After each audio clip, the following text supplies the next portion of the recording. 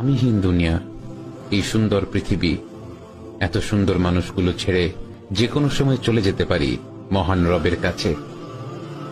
ভয়ও লাগছে, আশাও আছে। মরীচিকা পৃথিবী, মিছে সব মায়া। কেউ কাউকে মনে রাখে না, মনে রাখে ততক্ষণ যতক্ষণ প্রয়োজন।